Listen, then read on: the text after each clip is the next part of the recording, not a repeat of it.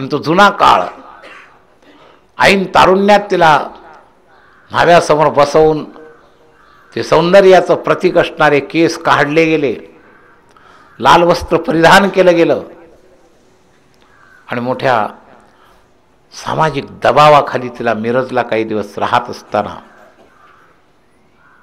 4-5 वर्ष तिचे असे गेले की वाड्याच्या बाहेर सुद्धा पाडायचं नाही, पाहायचं नाही. किंचितशे घरचे संस्कार होते. माहेरी थोडं शिक्षण झाल्यामुळं मन रमवण्याकरता तिला पोथी वाचायला परवानगी होती. आणि या वेणा स्वामीनं अंगणातच तुळशी वृंदावनाला बसून दररोज सकाळी एकनाथी भागवताचं वाचन करत असे. शिक्षण असल्यामुळं तो एक लाभ झालेला होता. दरवाजाच्या बाहेर सुद्धा कोणा परपुरुषाशी बोलायची हिंमत नाही. सकाळी सासू सासऱ्यांची सेवा करायची, घरातली झाडलोट करायची, आवश्यक तेवढं काम घरामध्ये भरपूर करायचं आणि थोडासा सकाळी वेळ वाचनात घालवायचा, दुपारी स्तोत्र पठणात, असं जीवन चालू होतं. मनामध्ये विचार येतच असतात. शिकलेली होती. हे कोमेजलेलं जीवन, किती पराधीनता, काय काय करायचंय, काय काय नशिबात आहे, असा विचार तिच्या मनात अनेक आहे. असं जीवन जगत असताना त्या तुळशी वृंदावनासमोर पोथी वाचत होती आणि एक दिवस अचानकपणे दरवाजाच्या बाहेर तरुणाबाण युवान एक साधू महात्मा येऊन जय जय रघुवीर समर्थ अशी आरोळी त्यांनी दिली. समर्थ होते. गावोगाव भिक्षाटन करून समाज निरीक्षण करायचं. भिक्षा मागण्यामध्ये एवढ्या मोठ्या सिद्ध संताला भिक्षा मागितली असती तरच भागलं असतं असं नव्हतं. समर्थांचा आपल्या सांप्रदायिक लोकांना हेतुपूर्वक हा संकेत आहे की भिक्षेच्या निमित्तानं गल्लोगल्लीला जाऊन समाज परीक्षण करा. समाजात काय चालतंय हे या निमित्तानं कळतं. समर्थांना राजपाठी राखा होता. स्वतःला त्याला भिक्षाच मागायला पाहिजे होती अशी काही गरज नव्हती. ज्या महात्म्याच्या झोळीत शिवाने स्वतंत्र संपूर्ण राज्य एका क्षणात टाकलं होतं, त्या महात्म्याकरता भिक्षा मागायची गरज होती असं नाही. पण त्यांचं एक व्रत होतं. म्हणून समर्थांच्या ह्याच्यात आणि इतर ह्याच्यात दोन एकाविरुद्ध एक गोष्ट येतात. एका ठिकाणी दैन्यवृत्तीचा निषेध करण्याकरता वाक्य आलंय, भिक्षापात्र अवलंबणे जळोजने लाजिरवाणे. आणि त्याच्या विरोधामध्ये साधकीय दृष्ट्या समर्थांचं वाक्य आलंय, ब्राह्मणाची मुख्य दीक्षा मागितली पाहिजे भिक्षा. तर साधकांनी याच पद्धतीनं का राहावं हे त्यावेळीचे त्यांचे दंडक वेगवेगळ्या हेतूनं होते. आसक्ती वाढू नये. अनेक ठिकाणच्या अन्नामधून एकाच ठिकाणची सुद्धा भिक्षा घ्यायची नाही असे भिक्षेकऱ्याकरता पूर्वीचे नियम होते. त्या समर्थ त्या दिवशी सकाळची वेळ असल्यामुळं जय जय रघुवीर समर्थ म्हणले आणि आत कोणी आहे का, मला थोडं दूध पाहिजे. आज सासूबाई होत्या. सासूबाईनं समर्थांना पाहिलं नव्हतं आणि त्या आतूनच गरजल्या की दूध शंकराच्या अभिषेकाकरता ठेवलेला आहे, तुम्ही पुढं दुसरीकडे जा. पण तेवढ्या वेळात पहिलं दर्शन वेणा स्वामीला त्या महात्म्याचं झालं आणि पहिल्या दर्शनातच अलौकिक असं दर्शन. ती विधवा असल्यामुळे जास्त बोलू शकत नव्हती, तरी धाडस करून आत सासूबाईकडे आली. हो सासूबाई, मारुतीसारखा दिव्य पुरुष आहे हो, तुम्ही त्याला नाही म्हणलात, तो झपझप निघून गेला. तरी सासूबाईंना थोडंसं अनुकूल वाटलं, फार रागावली. म्हणे बघ बघ, अजून दे त्याला. तेवढ्या वेळात समर्थ निघून गेले होते. समर्थ निघून गेल्यानंतर हिला या पुरुषाचं पुन्हा कधी दर्शन होईल अशी ओढ लागली. आणि योगायोगाने 10-15 दिवसात पुन्हा एकदा दारावर जय जय रघुवीर समर्थ तीच आरोळीन तीच व्यक्ती पाहायला मिळाली. खूप आनंद झाला. सासूबाई तोच महात्मा आलाय ज्यांनी आपल्याकडून दूध द्यायच्या वेळेला ते सापडले नव्हते. आता ही थोडी सावध होती सासू. अतिथी विनमुख जाऊ नये. थांबा म्हणले, मी भिक्षा आणते. भिक्षा आणायला सासू आत गेली. तोपर्यंत 1.5-2 मिनिटं फक्त संतांचा संवाद झाला. बेटा तू काय वाचतेस? प्रेमळ शब्दानं विचारलं. मी नाथांचं भागवत वाचते. समर्थ म्हणले, तुला अर्थ कळतो? थोडा थोडा कळतो. काही कळेल.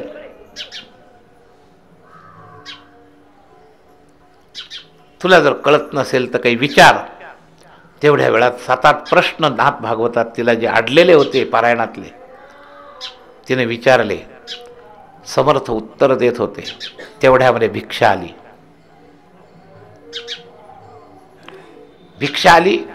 भिक्षा घेतली आणि सासूबाईने नमस्कार केला. सासूबाईंना समर्थाने आशीर्वाद दिला, तुमचं कल्याण होईल.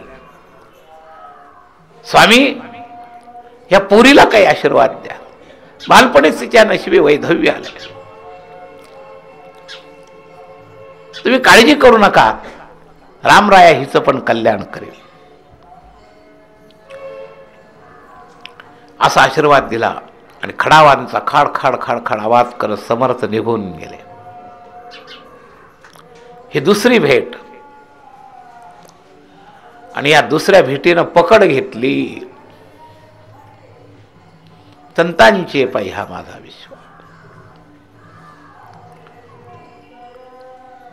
त्या महापुरुषाच्या प्रथम दर्शनी प्रशस्ती पुण्यपुरुषा. आणि ते शब्द तिला आठवायचे. सासूबाईंना माझ्या समर्थाने आशीर्वाद दिलाय, पुरीचं कल्याण, रामराय तिचं कल्याण कर. वेणा त्यावेळेला फक्त 16 वर्षाची होती. विधवा झाल्यानंतर तिला न्हाण आलेलं आहे. आणि त्या तरुण वयामध्ये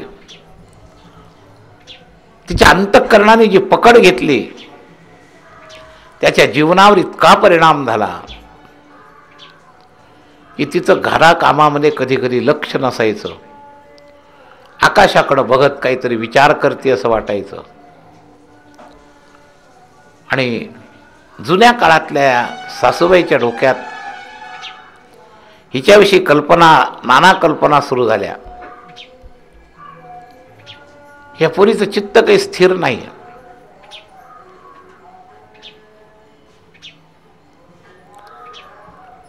शेवटी सासूबाईनं निर्णय घेतला. सासूबाई म्हणाल्या, पोरी तुझं कोणत्याच कामात लक्ष नाही आहे, थोडे दिवस माहेरी जाऊन ये.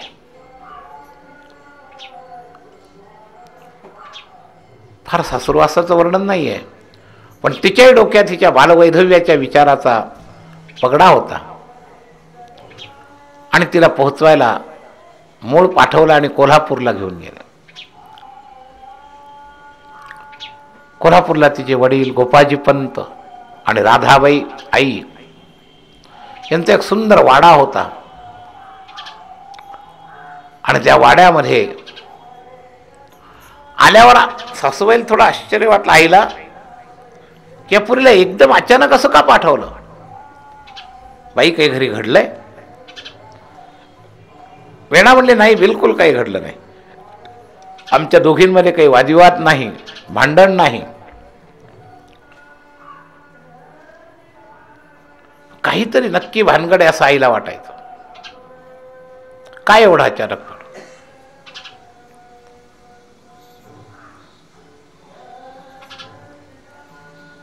जो सोडायला आला त्याला विचारलं आईनं गपचूप, ही जी मनस्थिती थोडी ठीक नाहीये म्हणून विश्रांती करता, मन परिवर्तना करता हिच्या सासूने असा निर्णय घेतला, असा संकेतही त्यांना मिळाला. आली आणि राहायला लागले. समर्थांचे प्रवास चालूच होते आणि समर्थांचे प्रवास चालू असताना महिना 15 दिवस इथं विसावा घेत असताना त्याच काळामध्ये हिचे काही नियम होते, लहानपणापासून काही संस्कार होते. रोज महालक्ष्मीला दर्शनाला जायचं. आईला पण धार्मिक वळण होतं आणि दर्शनाला गेले आणि तिथं बोर्ड लिहिलेला होता की आजपासून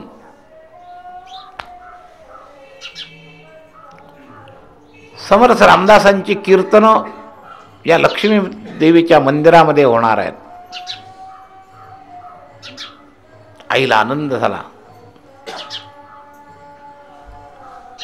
आणि ही बातमी वेणालाही कळाली. वेणाला तर खूपच वेध लागलेले होते. त्या महात्म्याचा बोध ऐकायला मिळणार, नुसते आनंदात होती ती. आईलाही वाटलं याची मनस्थितीला थोडा लाभ होईल संतांचा ऐकून. आई, वडील आणि मुलगी कीर्तनाला जायला सुरुवात केली. महालक्ष्मीचा मंडप भरत होता आणि एका कोपऱ्यात बसून हे सगळे कीर्तन ऐकायचे.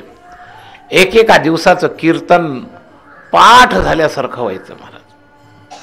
इतकं ते एकाग्रतेनं ऐकलं जायचं, एक एक शब्द ग्रहण केला जायचा आणि आजपासून दिवसभर ती त्याच नादात असायची. त्या दिवशीचा कीर्तनाचा अभंग सहज पाठ व्हायचा, तो अभंग गुणगुणायचा. समर्थाने केलेलं विवेचन त्याच्याकडे लक्ष द्यायचं. कीर्तनाला जात असताना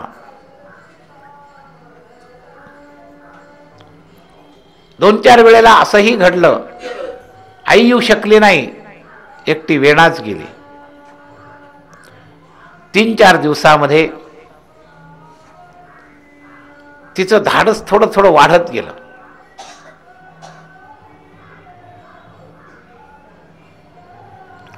आणि आईवडिलांनी समर्थांच्याकडून अनुग्रह घ्यायचा ठरवला. आईवडिलांनी समर्थांना घरी बोलवलं. त्या दिवशी तर काय वेणाबाईच्या अंतःकरणात आनंदाचे झरेच पाझर फुटले. आज स्वामी येणार. दिवसभर त्या तयारीमध्ये समर्थ आले, आईवडिलांना अनुग्रह दिला. आईनं मुलीला पाया पडायला सांगितलं आणि ओळख द्यायला लागले. समर्थ म्हणले, मी हिला ओळखतो, ही मिरजला राहत होती तेव्हाच मी हिला पाहिलंय. समर्थांच्या बुद्धिमत्तेचा वेणाबाईनं विचार केला आणि ती ओळख सांगितली. थोडासा परिचय अधिक दृढ झाला आणि रोज कीर्तन ऐकायचे. कीर्तन संपल्यानंतर काही लोक महालक्ष्मीच्या ओरीमध्ये समर्थांना काही शंका समाधान विचारायला थांबायचे आणि धाडस करून ते शंका समाधान ऐकाय करता वेणा तिथं थांबायला लागले. एक दिवस तर शंका समाधानाचं चर्चा इतकी लांबली की कीर्तन संपल्यानंतर पहाटे 5 वाजेपर्यंत लोकांचं शंका समाधान चालू होतं आणि वेणा बंधनात असूनही त्या दिवशी समय विसरले आणि 5 वाजेपर्यंत ती ऐकत बसली आणि घरी आली. आणि त्या दिवशीपासून दुष्ट चर्चेला प्रारंभ झाला. जवळच्या बाया, काही सनातनी ब्राह्मण, तुझ्या कुळाला शोभतंय का हे? आईला नावं ठेवायला लागले, वडिलांना नावं ठेवायला लागले. आई वडील एकांतामध्ये दोघं स्वीकार करतायत की माझी वेणा निर्दोष आहे, तिच्याकडे काही दोष नाही. पण समाजाने मात्र टोचायला सुरुवात केली. एका गोसावड्याच्या मुक्कामात रात्र थांबते, चुकीचं आहे. वाड्यातल्या लोकांनी जबरदस्त आळ घ्यायला सुरुवात केली. प्रतिक्रिया एक जबरदस्त झाली. वाड्यामध्ये एक सभा भरली. एक प्रतिष्ठित सनातनी ब्राह्मण, त्यांच्यातला पुढारी, त्यांनी येऊन खूप खरं खोटं सुनावलं आणि तेल घालायला स्वतः हिची आत्या, गोपाजी पंतांची मोठी बहीण, ती ही विधवा होती, वयस्कर होती, ती पण खूप बोलली. राधाबाईलाही बोलली, वेणालाही बोलली आणि विवादाचं स्वरूप अंगणामध्ये खूप वाढलं. त्यावेळेला अचानक एका धाडसानं वेणा बाहेर आली आणि वेणा म्हणाली की मी निर्दोष आहे आणि माझ्या स्वामींबद्दल तर एक शब्द बोलू नका.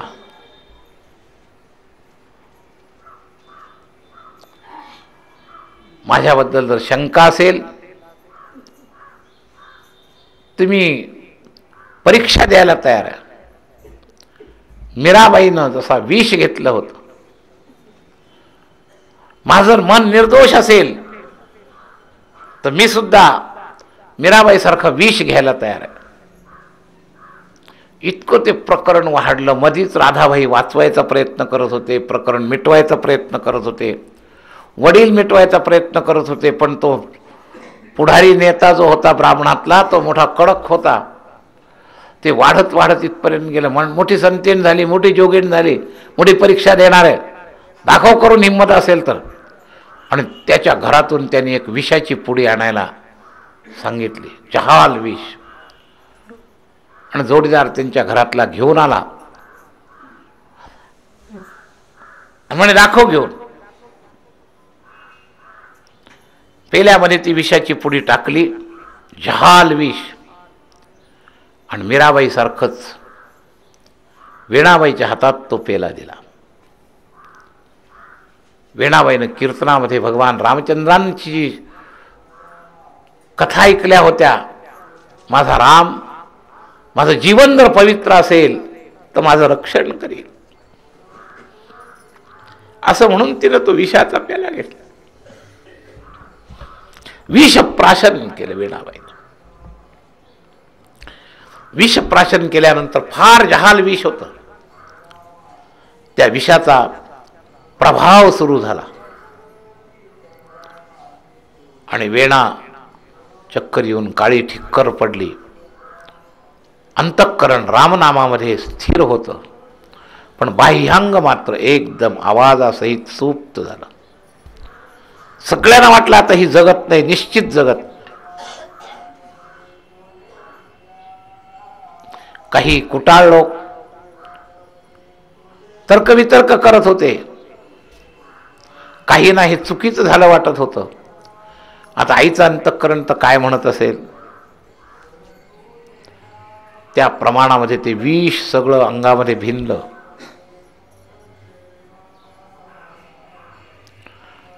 आणि विष भिनल्यानंतर निश्चित पडलेली ती वेणा, अंतरंगामध्ये तिच्या रामनाम चालू होतं.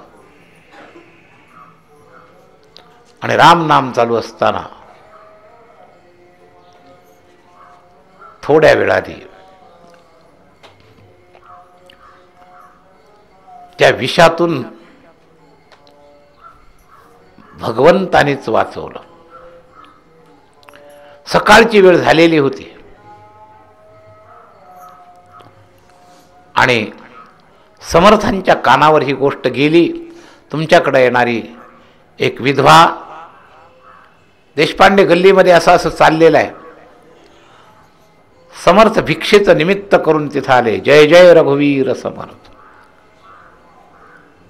आणि सगळं वातावरण पाहिलं, काय झालंय. सत्वपरीक्षा देण्याकरता या वेणानं विष घेतलंय कळलं. समर्थ जवळ आले. ही तर फार साध्वी आहे, ही जाणारच नाही. समर्थाने मस्तकावर हात ठेवला.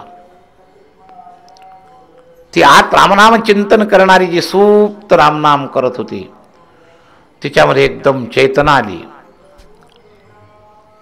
आणि चेतना आल्यानंतर समर्थांच्या जय जयकार सगळीकडे झाला. सावधान झाले. समर्थांच्या वेणाच्या आईवडिलांनी तर दीक्षाच घेतलेली होती, त्यांचे गुरुच होते ते. महाराजांच्या कृपेनं माझी मुलगी वाचली. समर्थांच्या कीर्तनांचा काळ संपत आलेला होता. विषाचा तिच्या शरीरावर जरूर थोडा परिणाम झाला आणि तो शेवटपर्यंत राहिला. वेणा फार नाजूक होती, पण त्या विषातून ती वाचली. आणि वाचल्यानंतर महाराज दुसऱ्या दिवशी समर्थ तिथून चाफळला जाणार होते. शिष्यमंडळी बरोबर होते, कल्याण होता. ते सगळ्या शिष्यासह समर्थ वेणाच्या दारात परत आले आणि जय जय रघुवीर समर्थ. आई मोठ्या प्रेमाने आली, कारण काल समर्थांच्याच कृपेमुळे माझी मुलगी वाचली. समर्थांच्या बरोबर भिक्षेच्या झोळ्याने हे पाहिल्यानंतर आई म्हटली, स्वामी आज तुमचे मी काय भिक्षा करू, तुम्ही सगळे इथंच भिक्षेला राहा. नाही म्हणे, आम्ही कोरांना भिक्षा घेणारे आहोत. कोरांना म्हणजे एका जागेवर पूर्ण भिक्षा घ्यायची नाही, थोडी थोडी, त्याला म्हणे तो कोरांना भिक्षा. तेव्हा आज म्हणे मी तुमच्याजवळ दुसरी भिक्षा मागायला आलो आहे. स्वामी आम्ही तुम्हाला गुरु केलंय, मागाल ते द्यायला तयार आहे, तुम्ही म्हणाल ते द्यायला तयार आहे. बघ बरं, नाही म्हणणार नाही. म्हणे नाही. आणि मग समर्थाने भिक्षेमध्ये वेणाला मागितलं. मी हिला न्यायला आलोय. अक्काबाई त्यांच्या ज्या आत्या होत्या ना, ह्या अक्काबाई नाही, समर्थ शिष्या नाही, त्यांच्या आत्याला तिथं अक्का म्हणत होते. ती बाहेर आली आणि समर्थाला म्हणली, इथं असं जीवन आहे आणि तुम्ही ना हिला घेऊन जाता, हिची वेणा आमच्या वेण्याला तुम्ही घेऊन जाता. समर्थाने फार सुंदर उत्तर दिलं. समर्थ म्हणाले, तुमची वेणा कालच मेली, आज ही माझी वेणा आहे.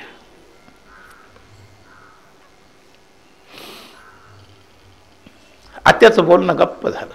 आई तर कबूलच केलेलं होतं. आईच्या मनामध्ये काही सुखदुःख नव्हतं, वडिलांच्याही मनात सुखदुःख नव्हतं.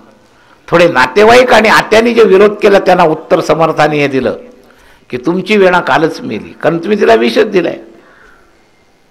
आता ही माझी वेणा आहे. आणि वेणाचा फार मोठा मनोदय पूर्ण झाला. ज्या संतांचा सहवास जास्तीत जास्त मिळावा एवढीच इच्छा असणाऱ्या वेणेला कायमचा सहवास मिळाला.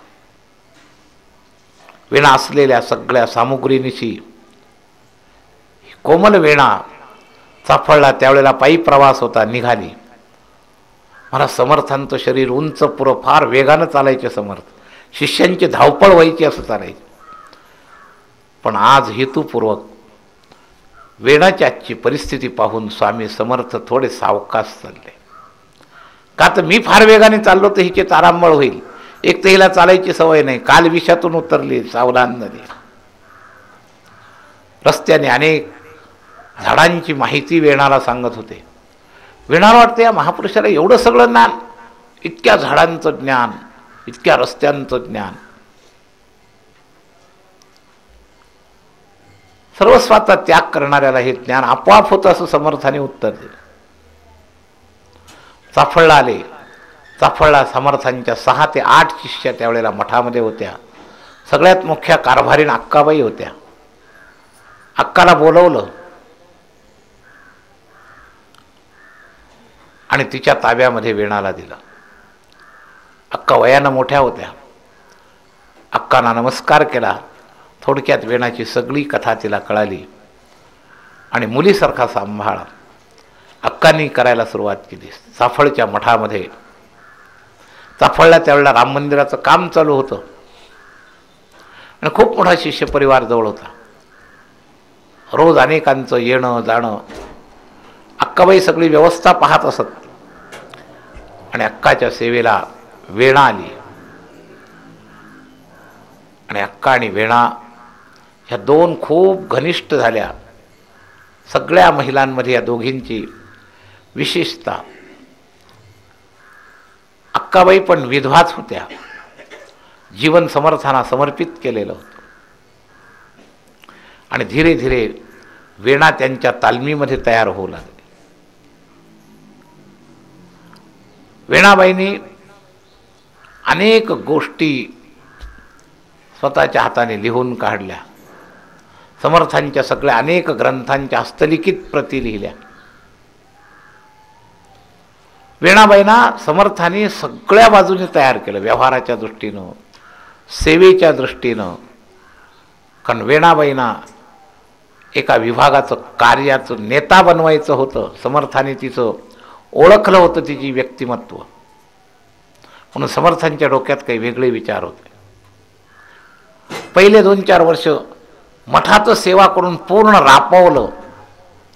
एक दिवस अक्काबाईंना म्हटलं, अक्का, आता वेणाच्या तुमच्या मठाच्या सेवा बंद केलेल्या आहेत, तिचा काही वेळ तिच्या ध्यानाकरता माझ्याकडे पाठवा. तिला योग साधना शिकवल्या समर्थाने. सर्वांगीण तयारी करून घेतली. सगळ्या प्रकारच्या जबाबदाऱ्या. वेणाबाईला एका आध्यात्मिक अनुभवामध्ये एक प्रसंग फार महत्त्वाचा. समर्थ कधी स्थिर थांबायचे नाहीत. डोंगरामध्ये हिंडायचे, शिवथर घडीत राहायचे. दास डोंगरी राहतो याप्रमाणे सतत फिरायचे. मठ जरी स्थापन केले तरी एका मठातच शिष्यांच्या समवेत सतत समर्थ कधी स्थिर राहिले नाही. त्यांचे हेतुपूर्वक काही कामं चालू असे. ज्यावेळेला समर्थांना दासबोध लिहायचा होता त्यावेळेला चाफळच्या घडीमध्ये समर्थ दासबोध लिहायला गेले आणि दासबोध लिहित असताना थोडा जास्त काळ झाला. दरवर्षी समर्थ रामनवमीच्या वेळेला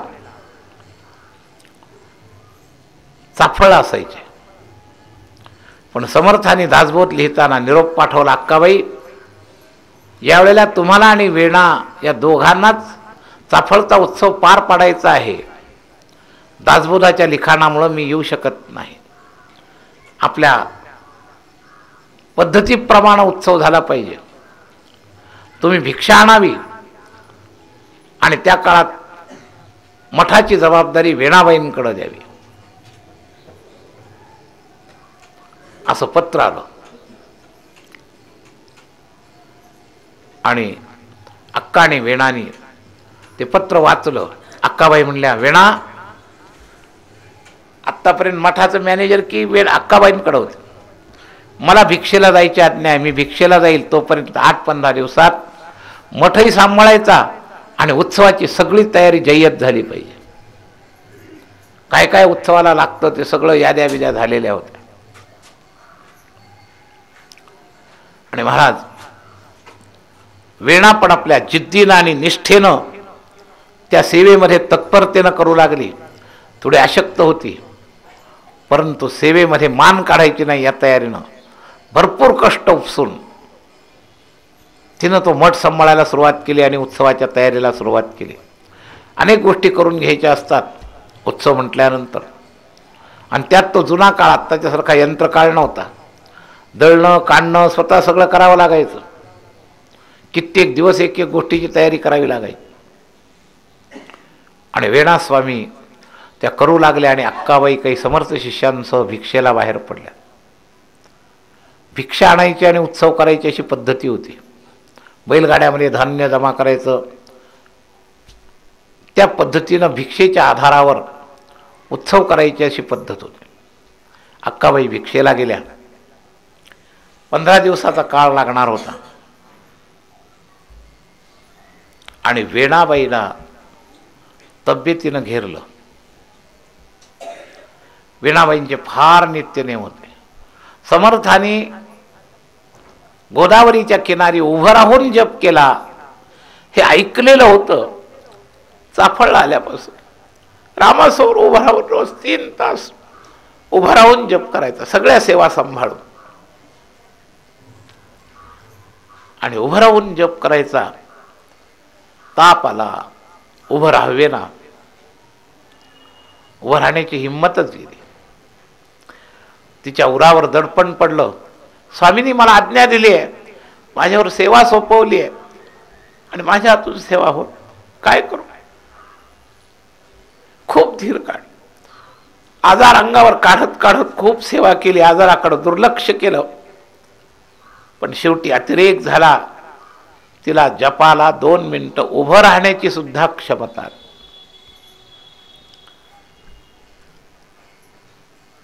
एका कपड्याने खांबाला स्वतःला घट्ट बांधून घ्यायचं, जप करायचं,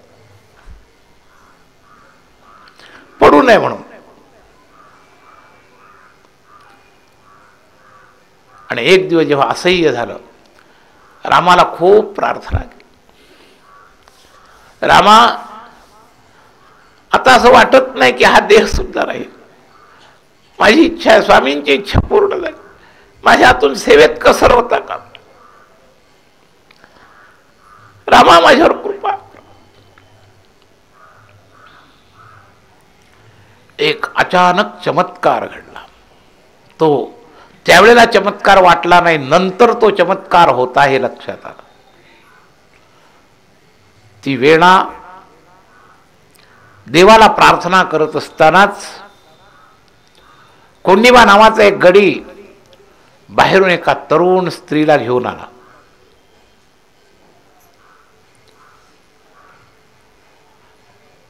तो अक्काबाईच्या जागेवर वेणाबाई होता म्हणून त्यांना सुद्धा अक्काबाईच म्हणायचे. त्या नोकराच्या तोंडात त्या व्यवस्थापकाबद्दल अक्काबाईच नाव पडलं होतं. तो वेणाबाईला म्हणला, अक्काबाई, अहो या बाहेरून तुम्हाला भेटायला आल्यात, यांना जरा भेटा, त्या काय म्हणतात. तरुण स्त्री आत आली आणि वेणाबाईंच्या चरणावर पायात पडली. 20 वर्षाचं तरुण वय आणि वेणाबाईंना तर उभं राहायचा धीर नव्हता. त्या कोंडाजीला कळलं होतं, पण त्याला कळू दिलं नाही ना, काही नाही म्हणत असं. नंतर या तरुणीला सांगितलं, मला धरून खोलीत नेलं, बसवेना आडवं केलं आणि मग तिला प्रश्न विचारून तिचा इतिहास विचारला. तू कोण, कुठून आली, कशा करता आली, काय झालं. ते सांगितलं, माझं नाव रामाबाई, मी देशपांड्याची मुलगी आहे आणि माझे मालक देहूला तुकोबरायांच्या सेवेकरता 3 वर्षाकरता अनुष्ठानाकरता गेलेत आणि मी त्या काळात 1 वर्ष झालं आमच्या सेवेमध्ये मंदिरामध्ये राहिले. पण आज माझ्यावर अशी परिस्थिती आहे की मला तिथं राहता येणं शक्य नाही. तेव्हा अक्काबाई भिक्षेला जाताना भेटल्या आणि त्यांनी मला सांगितलं की तुला माझ्याबरोबर येता येणार नाही, तुला जायचं तर मठात जा. आणि त्यांना विचारून मी इथं आले म्हणले. आता अक्काबाईला विचारलं म्हणल्यानंतर वेणाबाईला काही फार विचार करायची गरज पडली नाही. वेणा अक्कानं म्हणले, वीणाबाई, मला सगळ्या सासुरवासात सेवा करायची सवय आहे, फक्त मुलीचं मी आश्रय द्या, तुम्ही म्हणाल ते कामं मी करील.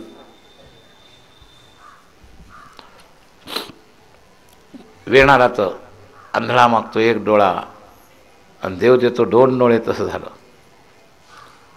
त्या रमाबाईनं अक्षरशः वेणाबाईचे पाय दाबण्यापासून उत्सवाच्या यावत तयारीची सर्व कामं धावधाव केली. त्या रमाबाईनं अतिशय आज्ञेत राहून सर्वच्या सर्व कामं केली. वेणाबाईला थोडासा धीर आला.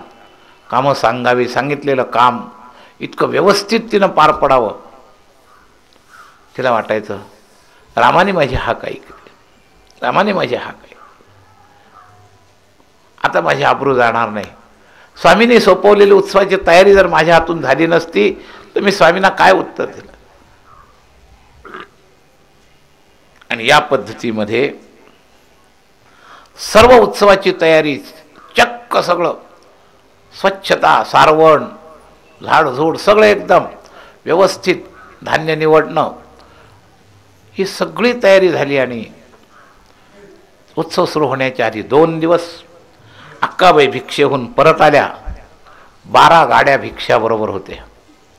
उत्सवाला त्यावेळेला गाड्यांमध्ये, बैलगाड्यांमध्ये धान्य आणलं जायचं.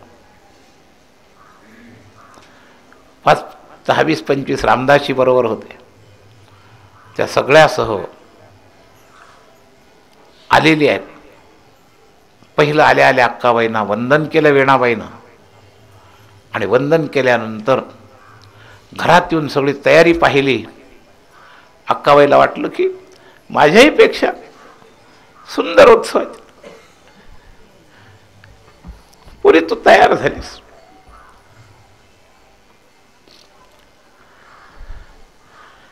अक्काबाईला तेवढ्यामध्ये 2 मिनिटात वेणाबाईनं सांगितलं, अक्का, अहो माझी तर थोडी परिस्थिती कठीण झाली होती. मला खूप ताप होता. तापाच्या स्थितीत मी 3-4 दिवस सेवा केली. पण एक क्षण असा आला की मला काहीच होणार नाही. रामाने आणि तुम्हीच माझी हाक ऐकली. अक्काबाई, तुम्ही जी ती रामाबाई पाठवली ना, तिनं मला फार मदत केली. अक्का म्हणलं, मी कोण रामाबाई पाठव? अहो म्हणे ती फारच सुंदर आहे. इतकी सेवा आणि इतकी सगळी कामं तिनं माझी केलेली आहेत, काय सांगू तुम्हाला. ती म्हणली, रमाबाई म्हणली, मी अक्काबाईंना भिक्षेला जाताना भेटले आणि तुम्ही सांगाल ते मी करील. मला काही दिवस आश्रय द्या. माझे मालक देहूला गेलेले आहेत. तेव्हा ते येईपर्यंत मला आश्रयाची गरज आहे. मला दुसरं कोणी नाही आहे. म्हणून तिने आणि तुमचं नाव सांगितल्यामुळं बाकीचा काही विचारच केला नाही. आणि फार गोड स्वभावाची, तिच्यामध्ये काही शंका घेण्याचं कारणच नाही. 2 दिवसात तिनं मला आपलंसं केलं आणि माझ्या मताप्रमाणे सगळी कामं केली. अक्काबाई म्हणजे कुठे म्हणे, आत्ता गेली असेल काही काम करायला. नाथांच्या श्रीखंड्यासारखी स्थिती झाली. हुडकायला गेले, रमाबाई कुठे आहे? आजूबाजूला कुठेही रमाबाईचा पत्ता नाही. रमाबाई गुप्त झाली होती. रामानेच रमाबाईचा रूप घेतलेलं होतं. अक्काचे कष्ट किंवा वेणाबाईचे कष्ट हरवण्याकरता रमाबाई पुन्हा कधीही दिसली नाही. अक्काबाईंच्या लक्षात आलं. अक्का बाई म्हणाले, वेणा, अगं ही कोण दुसरी रमा आहे? सखूच्या जीवनामध्ये सखूच्या ऐवजी स्वतःला बांधून येणारी जी दुसरी सखू आहे ना, तीच तुझी रमा आहे.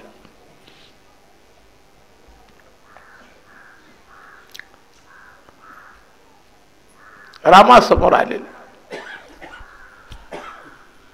आणि रामाने त्यावेळेला ध्यानामध्ये वेणाबाईला साक्षात दर्शन दिलं.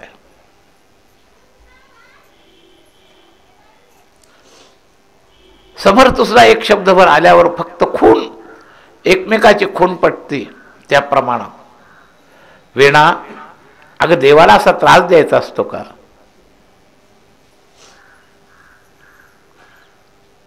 ओक्साबोक्ष रडून, स्वामी मी स्वतःहून काय, मला असह्य झालं. ठीक आहे, पुन्हा कधी असं देवाजवळ काही मागू नकोस.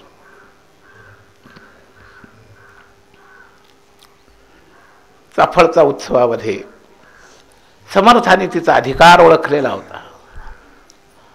दुसऱ्या रामनवमीला समर्थाने रामनवमीच्या उत्सवामध्ये एक धाडस करून, त्या काळामध्ये महिला कीर्तन करणं हा प्रकार नव्हता, समर्थाने पहिली महिला कीर्तनकार उभी केली, वेणा स्वामी.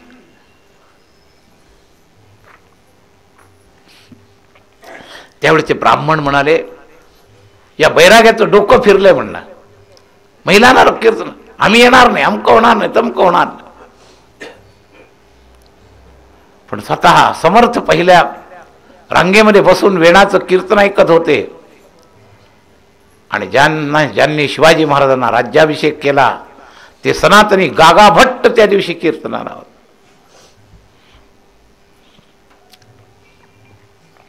कीर्तनामधलं ते विलक्षण रूप, विलक्षण विवेचन ऐकलं. गागा भट्टांना असं वाटलं, हे सनातनी लोक जे बोलतायत ह्याला काही अर्थच नाही आहे. केवढं ज्ञान आहे, अगाध बोध आहे, केवढी निष्ठा आहे. गागा भट्टांनी वंदन केलं. वेणाक्का नको नको म्हणत होते, कारण ते सनातनी मोठे ब्राह्मण. महाराज आमच्या डोक्यावर पाप चढवलं. नाही वेणा, तू लायक आहेस. वेणाला उभं केलं. यानंतर शिवथर घळीत नेलं. फिरतीमध्ये वेणा बरोबर नव्हती, पण एकदा दोनदा मुद्दाम शिवथर घळीचा परिसर दाखवला. आणि वेणा स्वामींना कडून स्वतंत्र कार्य करून घेण्याची समर्थांची इच्छा होती. योग असा आला, बऱ्याच दिवसानंतर समर्थ परत मिरजच्या दिशेने निघाले. वेणाला बरोबर घेतलं. फार दिवसानंतर सासूची गाठ होईल असं तिला वाटलं होतं. वेणा स्वामी मिरजमध्ये आले त्यावेळेला एक मोठा प्रसंग घडलेला होता. मिरजचा एक सरदार दलील खान दुष्ट होता थोडासा. एक घटना अशी घडली, समर्थांच्या काळात 5 महापुरुष त्या परिसरात होते. रंगनाथ स्वामी, तसं जयराम स्वामी वडगावकर, हे मोठे प्रसिद्ध कथाकार होते आणि साधू होते. त्यांचा मठ आजही पंढरपूरला आहे. तर जयराम स्वामी वडगावकरांची कीर्तनं मिरजमध्ये चालू होते. आणि त्या कीर्तनामध्ये खूप गर्दी असताना हा दलील खान आला. त्याने दुरून ते 5-10 मिनिटं कीर्तन ऐकलं. रामाचा महिमा ऐकला. थोडा दुष्ट होता. तो आल्यापासूनच श्रोत्यांमध्ये चुळबुळ झाली, आता हा काय करेल आणि काय नाही. जयराम स्वामींनी अधिकारवाणीनं श्रोत्यांकरता काही गोष्टी सांगितल्या. तुम्ही भाव ठेवा, संतांच्या जवळ राम नित्य निवास करतो. दलील खान मधीच गरजला, महाराज तुम्हाला 1 मिनिट जरी संतांचा संग ऐकला तरी तुम्हाला रामाचं दर्शन होईल संतांच्या संगतीत. म्हणलं मी 15 मिनिटं झाली कीर्तन ऐकतोय, एक तर मला राम दाखवा, नाही तर तुमचं आज मी काही तुमची बरीगत करणार नाही. सगळे लोक घाबरले. जयराम स्वामी निर्भयपणानं म्हणू लागले की मी एक कीर्तनकार आहे, मी संत नाही, पण संतांच्या संगतीत तू जर गेलास तर नक्कीच तुला रामाचं दर्शन होईल. तो म्हणला तुम्ही संत नसाल तरी सुद्धा एक तर तुम्ही दाखवा, नसेल तर तो संत असेल त्याची माझी गाठ घालून द्या. आणि जोपर्यंत तुम्ही संताची गाठ घालून दिली जात नाही तोपर्यंत तुम्हाला कैदीत खेचपत पडावं लागेल. आणि ऑर्डर दिली नोकरांना, यांना कैदेत टाका. कैदेत टाकलं जयराम स्वामींना. एकांतामध्ये जयराम स्वामी भजन करत होते. मनामध्ये संदेह भीती काही नव्हती. 3-4 दिवस उपवास काढला आणि यांचीच हाक म्हणून समर्थांना प्रेरणा झाली मिरजला जायची. समर्थ भिक्षेकऱ्यांसह मिरजमध्ये आले. त्या तुरुंगातून सुद्धा बाहेरचा आवाज जयराम स्वामींनी ओळखला. जय जय रघुवीर समर्थ आरोळी ऐकल्याबरोबर स्वामी आले. तोपर्यंत स्वामींना इतिहास कळला की इथं काय घडलंय. जयराम स्वामीला कैदेत टाकलं गेलंय. जयराम स्वामींचा त्यांचा स्नेह होता आणि जयराम स्वामींना सोडवण्याकरता समर्थ स्वतः दलील खानाकडे आलेत. त्यावेळेला सगळा परिवार शिष्य सगळे बरोबर आहेत आणि त्यांना सांगितलं की मी जयराम स्वामीला सोडवायला आलोय. ते म्हणले मी जयराम स्वामीला याकरता बंद केलंय, जो संत मला देव दाखवील तरच याला मी सोडवील, नाही तर हा सुटू शकत नाही. समर्थाने आश्वासन दिलं, हे दलील खान मी तुला देव दाखवतो, तुला राम दाखवतो, चल माझ्या मागं. आणि सगळ्याला घेऊन पुढं समर्थ दलील खान हे चालले आणि किल्ल्याच्या एका बुरुजावर गेले. आणि बुरुजावर गेले आणि समर्थाने योग दीक्षेनं त्यांच्या आता लक्षात आलं की चमत्काराशिवाय नमस्कार होणार नाही. जिथून बंदुका मारलेल्या जातात असे जे झरोके असतात, समर्थ बोलता बोलता एकदम उंचापुरं शरीर बारीक झाले, छोटेसे अणिमाल सिद्धीच्या आधारावर. अणिमा सिद्धीच्या आधारावर बारीक झाले आणि त्या झरोक्यातून पटकन खाली उतरून पुन्हा खाली मोठं स्वरूप घेतलं. ए म्हणे तू ये माझ्या मागं, मग तुला राम दाखवतो. ते बारीक झालेलं रूप पाहिलं आणि दलील खानाला गडबडला. म्हणलं हे काही सामान्य काम दिसत नाही. संदेह नुसते एवढ्या चमत्काराने दूर झाला. पुन्हा समर्थ त्याच भोकानं परत वर आले. पुन्हा विशाल रूप दाखवलं. दलील खान शरण आला. महाराज मी आजपर्यंत फार साधू संतांना त्रास दिले, माझ्या हातून खूप अपराध झालेत, मला क्षमा करा, मला शिष्य करून घ्या. अशा प्रकारच्या तो प्रार्थना करू लागला. मला तुमच्या धर्माची दीक्षा द्या. समर्थाने धर्मसमन्वय ठेवला. आमच्या धर्मात ही पद्धत नाही, तुम्हीही आमच्या कोणाला बाटवू नका, आम्ही तुमच्या कोणाला बाटवत नाही. गीतेचा श्लोक सांगितला, स्वधर्मे निधनं श्रेयः परधर्मो भयावहा. हा श्लोक सांगितला त्यावेळेला. आणि त्या दोघांच्या संवादामध्ये बोध करता करता समर्थ उत्तम उर्दू बोलू लागले. त्याला वाटलं यानं उर्दू येतं. उर्दू काव्य सांगितलं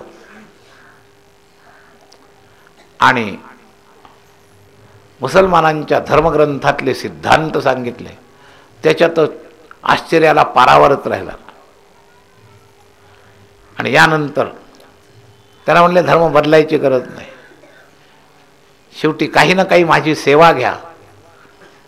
म्हणे तो म्हणला तुम्ही इथं राहा, मी तुमच्याकरता मठ बांधून देतो. समर्थ म्हणले मी राहणार नाही, पण याच गावातली माझी ही पोरगी शिष्या ती इथं राहील. तिचा इथं वाडा आहे, सरकारी वाडा आहे, आणि तुझ्या हातात आहे. तो सगळा परिसर हिला दान देऊन तिथे एक मठ बांधून दे. वेणाला कल्पना नव्हती आपल्याला मठाधिपती वगैरे काही करणार आहेत. थोडासा सहवास कुठून तरी मिळाला होता आणि त्याच्यामध्ये लगेच वियोगाचा प्रसंग आला. स्वतः समर्थ तिथं गेले. त्या सगळ्या परिसरामध्ये मोठ्या आनंदाचं वातावरण झालं. सासूसुनांची भेट झाली आणि संपूर्ण वाडा या दलील खानाने मठाकरता दान दिला. हा सरकारी वाडा, परिसरातले 2-4 वाडे त्याला जोडून दान दिले. आणि वेणास्वामींना सांगितलं तुमच्याकडं कोणाची तिरप्या नजरेने पाहण्याची हिंमत होणार नाही, इतकं संरक्षण तुम्हाला राहील, तुम्ही चिंता करू नका. समर्थांना सांगितलं. समर्थाने सांगितलं वेणा तुला आता हे काम करायचं, तुला मठाधिपती बनवलंय आजपासून,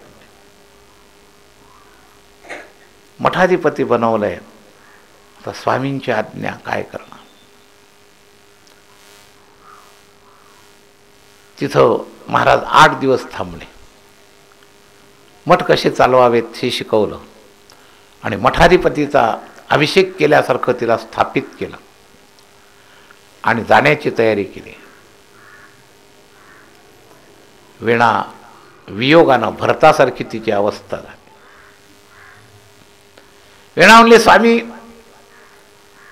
शिष्याचं कर्तव्य आहे प्रत्येक आज्ञा ऐकणं, परंतु महाराज तुमच्या वियोगामध्ये मला राहणं कठीण आहे, मला काहीतरी आलंबन द्या, आश्रय द्या. भरताने हेच मागितलं होतं, रामा 14 वर्ष मी राज्य करावं अशी तुमची इच्छा आहे, ठीक आहे, तुमची आज्ञा मला शिरसावंद आहे, पण 14 वर्ष घालवण्याकरता मला काही आलंबन द्या, आसरा द्या.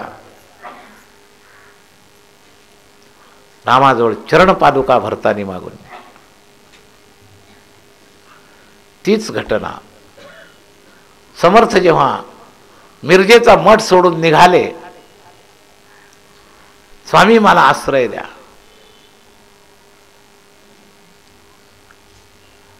मी नाममात्र मठपती आहे, मठपती तुम्ही आहात, तुमच्या चरणपादुका मी आसनावर ठेवील आणि तुमची आज्ञा म्हणून मी हा मठ सांभाळ.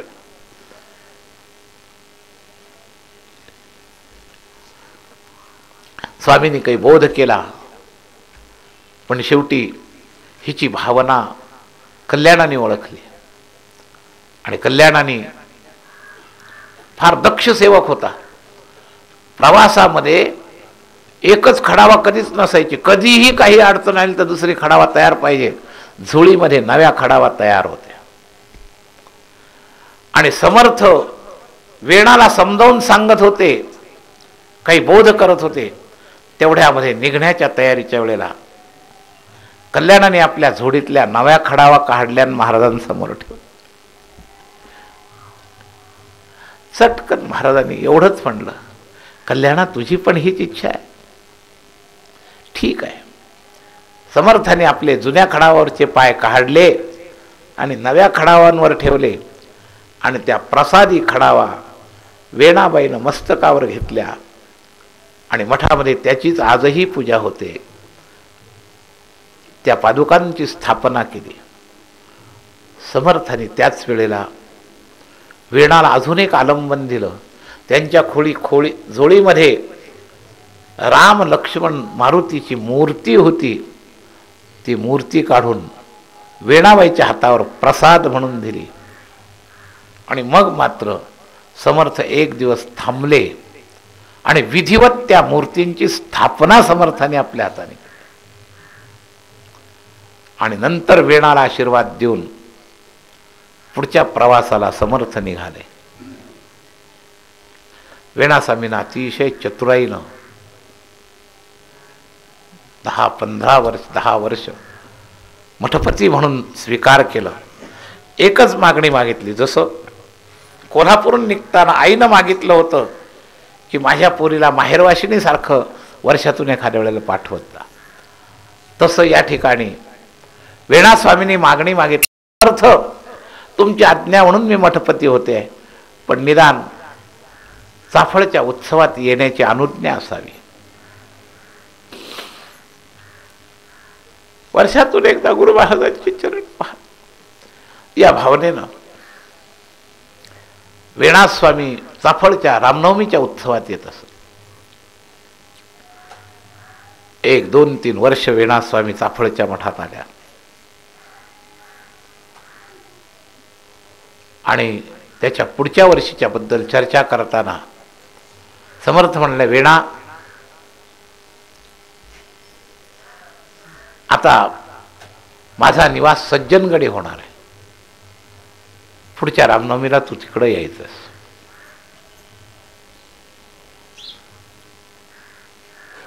वेणाचं महत्त्व वाढलं होतं. वेणांच्या जवळ एक अत्यंत अधिकारी रामसाक्षात्कारी मुलगी बायाबाई म्हणून तिला शिष्य केलं होतं आणि वेणास्वामी जेव्हा मठ सोडायच्या तेव्हा मठाची जबाबदारी त्या प्रगल्भ अशा ईश्वर साक्षात्कारी आध्यात्मिक बायाबाईवर दिली जायची.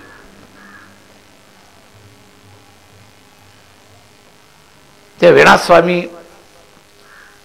त्या ह्याच्यामध्ये सज्जनगडला आल्या. सुंदर रामनवमीचा उत्सव झाला. त्याही वेळेला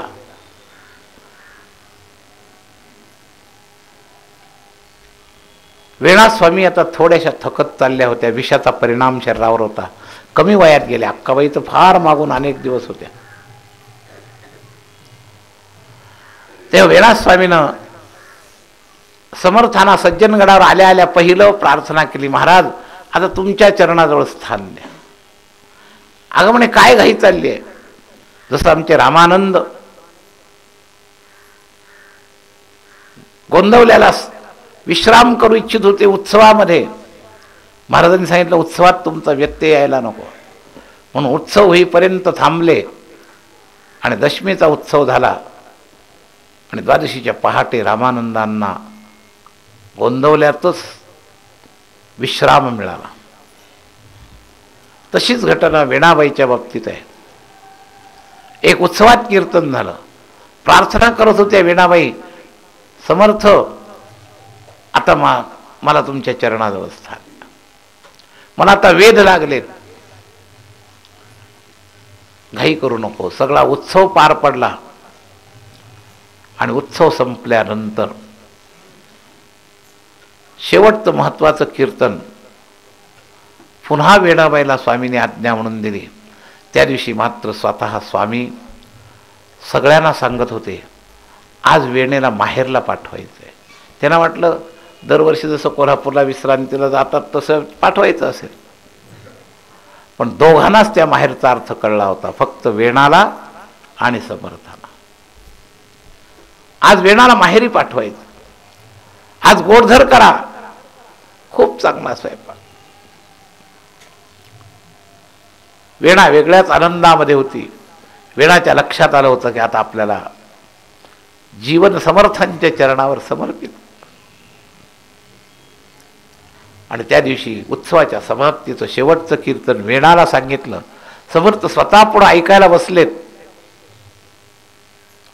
वेणा कीर्तनाला उभा राहिली. गुरुमहिमा फार प्रेमानं वर्णन केला.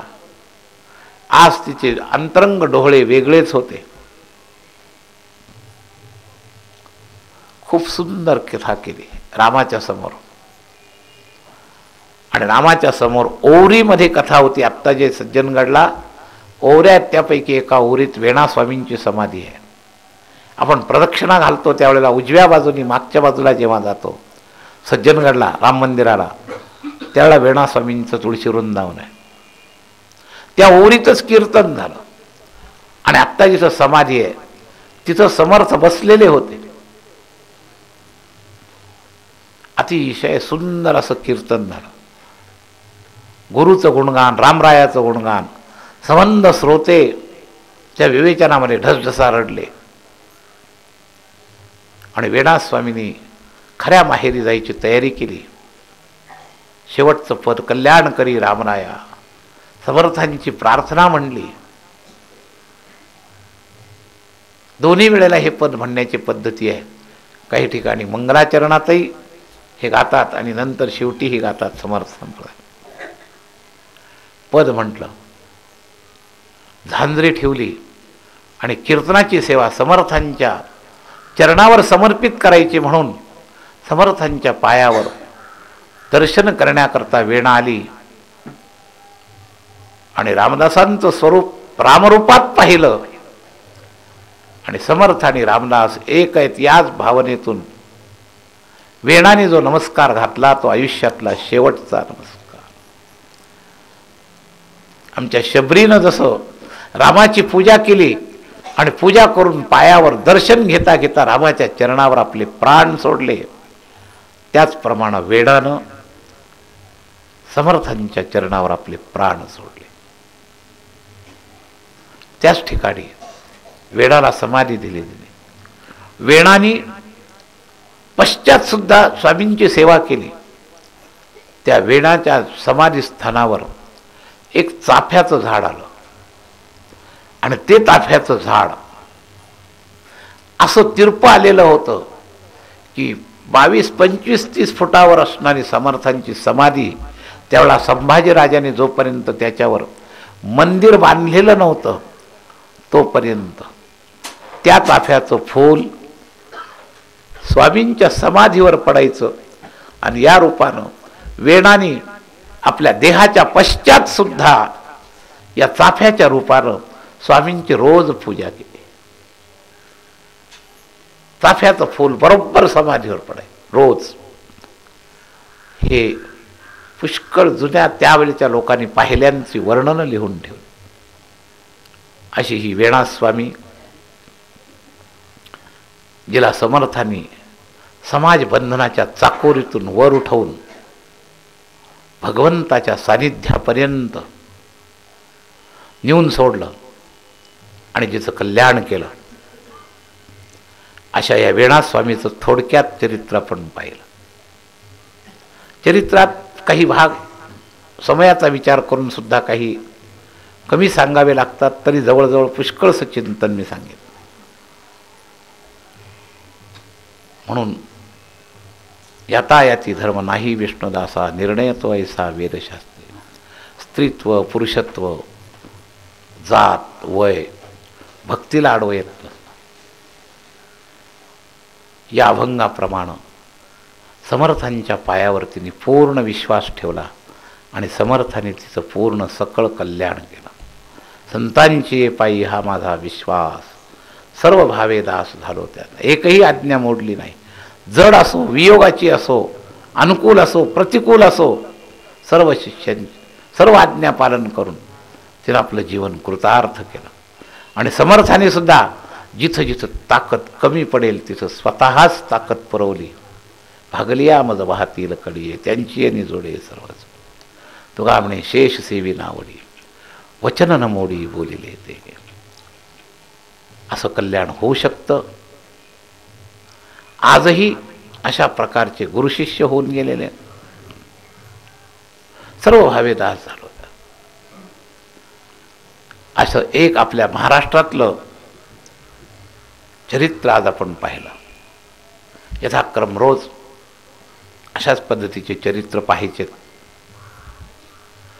आणि संध्याकाळी नामप्रेमी गौरांग महाप्रभूंचं क्रमानं चरित्र चालू आहे, ते संध्याकाळी पाहू.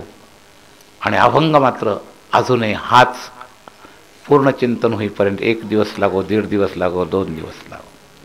जसं आपण तेच संत हा अभंग 2 दिवस पाहिला, तसंच या अभंगातले एक एक पैलू पाहत पाहत आपण संत चरित्राचा आस्वाद घेणार आहोत.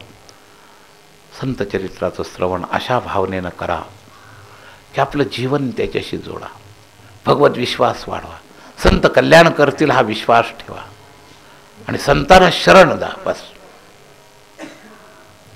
संतांची संगती मनोमार्गगती, अकळावा श्रीपती येणे पंथे, साधूचे संगती तरुणोपाय. यातलं हे उत्कृष्ट उदाहरण आपण थोडं पाहिलं. 2 मिनिटं संकीर्तन करू. वेणाबाई समर्थांना आपलं सर्वस्व मानत होती. रामदास गुरु माझे आई, रामदास गुरु माझे आई. राम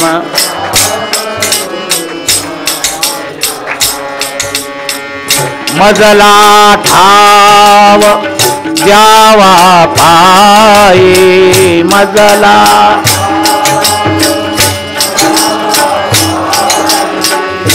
मजला ठाव द्यावा पायी.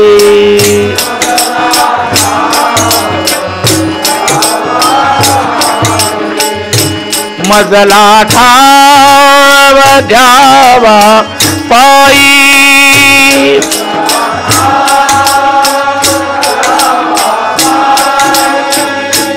मजला ठाव द्यावा पायी.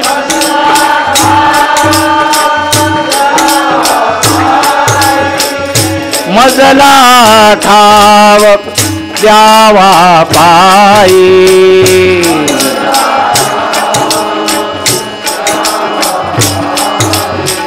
रामदास गुरु माझे आई. वेणाबाईचंच भजन आहे.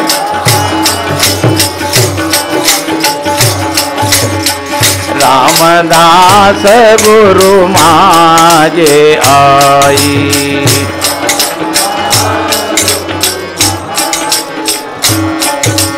रामदास गुरु माझे आई मजला ठाव द्यावा पायी.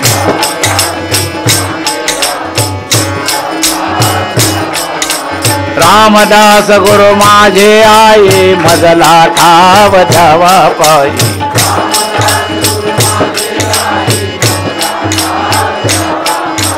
रामदास गुरु माझे आई मजला ठाव द्यावा पायी.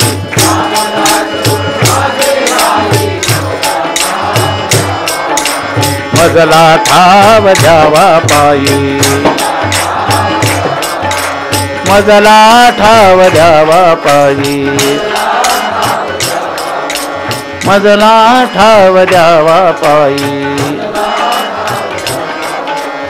रामदास गुरु माझे आई.